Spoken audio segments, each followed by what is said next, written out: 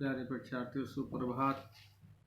मैं सौबिक सिंह फोरमैन आपके समक्ष उपस्थित हूँ आज का डिक्टेशन देने के लिए।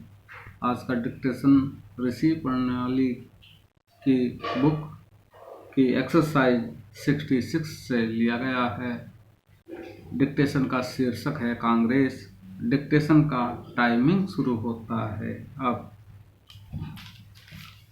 हमारे देश की सबसे बड़ी जीती जागती राजनीतिक संस्था कांग्रेस है। इस समय इसके राष्ट्रपति हैं हमारे जगत प्रसिद्ध नायक श्रीमान जवाहरलाल जी नेहरू।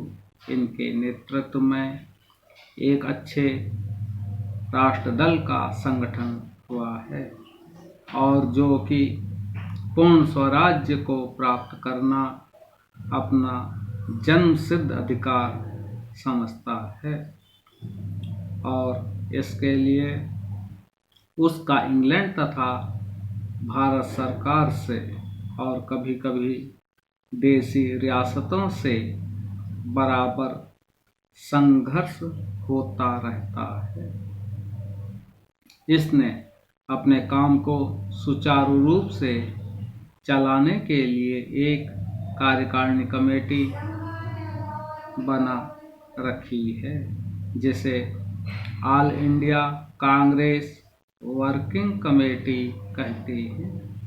इसी के द्वारा समय समय पर यह अपनी नीति को निर्धारित करती है और फिर उसी नीति के अनुसार काम होता है।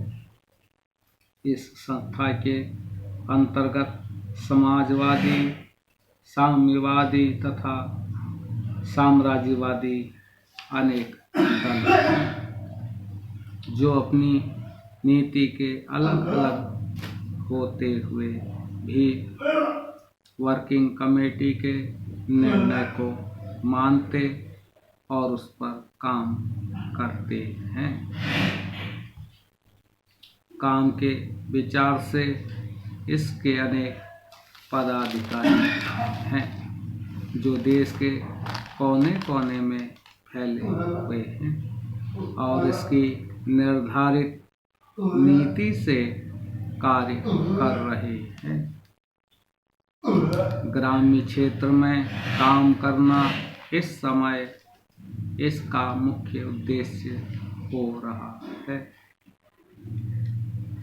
नौकरशाही ने भी इसके लोहे को मान लिया है और इस संस्था के मुख्य संचालकगण जो कल बागी तथा देशद्रोही ठहराए गए थे वही आज इस गवर्नमेंट के मंत्री पद पर सुशोभित हैं।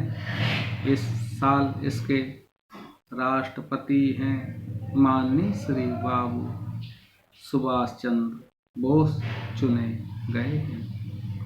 यह भारत मतदाता की विजय है। स्वतंत्रता प्राप्त होने के पश्चात भारत के शासन का भार इसी कांग्रेस संस्था ने संभाला है।